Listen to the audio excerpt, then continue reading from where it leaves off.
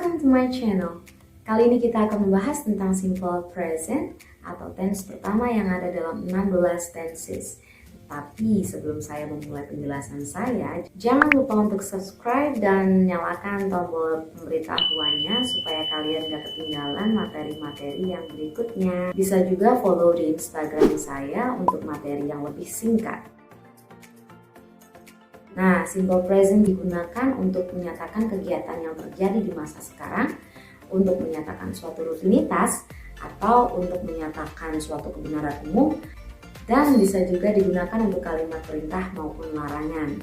Untuk pola positif dalam kalimat simple present, kita bisa menggunakan subjek yang diikuti oleh verb 1 atau verb SES dan diikuti objek jika memang ada objeknya.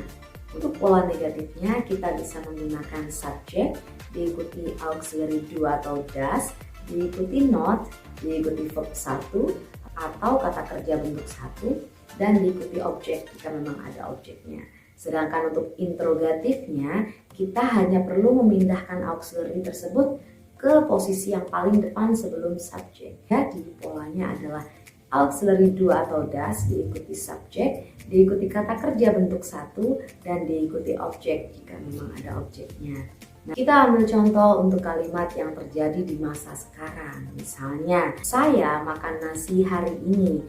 Langsung saja kita ikuti polanya.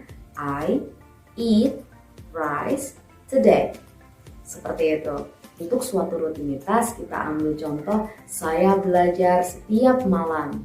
Jadi bisa kita mengucapkan I study every night. Yang ketiga, untuk menyatakan suatu kebenaran umum. Misalnya, matahari terbit dari timur.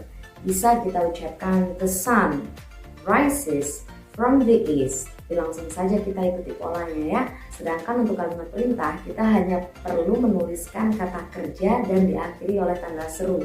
Misalnya, tutup pintunya. Bisa kita mengucapkan close the door, tanda seru. Oke. Nah, mungkin beberapa di antara kalian bertanya-tanya kapan kita harus menggunakan verb 1 dan kapan kita harus menggunakan verb ES.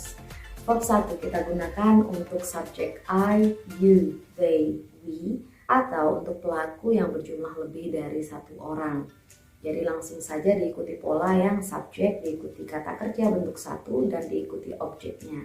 Sedangkan jika subjeknya adalah he, she, it, atau orang ketiga tunggal, maka kita harus menggunakan verb S atau ES. Nah, kapan kita harus menggunakan S dan kapan kita harus menggunakan ES? Aturannya adalah kita menggunakan verb ES ketika kata kerja yang kita tuliskan berakhiran SS. Misalnya, she misses. Berakhiran SH, misalnya she washes. Berakhiran CH, misalnya she watches. Berakhiran ZZ, misalnya the bee buzzes atau it buzzes. Berakhiran O, misalnya she goes. Berakhiran Y, misalnya she studies. Atau berakhiran X, misalnya he fixes. Ada lagi pertanyaan, tapi saya pernah baca kalau play itu bukan she plays tapi she plays. Padahal play kan akhirannya Y. Dalam konteks ini play itu dibaca P-L-E-I, dalam arti Y-nya dibaca I.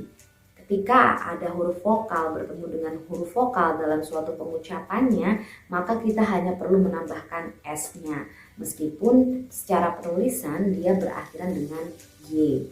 Contoh lain adalah obey atau mematuhi.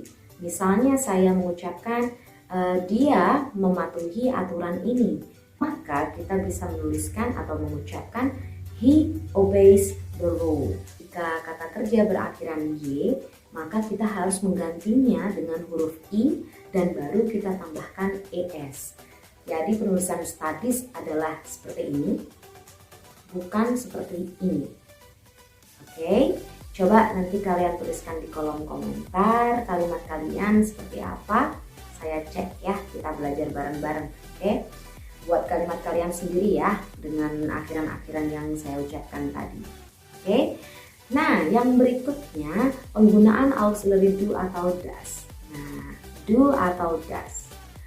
Auxiliary do kita gunakan untuk subjek I, you, they, we. Sedangkan auxiliary does kita gunakan untuk subjek he, she, it. Seperti itu. Pada pola negatif dan interrogatif, kita harus menuliskan auxiliary do atau does ini. Kenapa? Karena dalam kalimat negatif, not tersebut tidak bisa berdiri sendiri. Jadi harus menempel dengan auxiliary do tadi. Dan ketika kita sudah menuliskan does atau do di sana, maka kata kerja yang mengikuti setelahnya harus kata kerja bentuk satu. Meskipun kalimat positifnya adalah she eats rice, di kalimat negatif kita harus menuliskan she doesn't eat rice. Begitu pula untuk contoh interrogatifnya. Di kalimat positif kita mengucapkan she eats rice.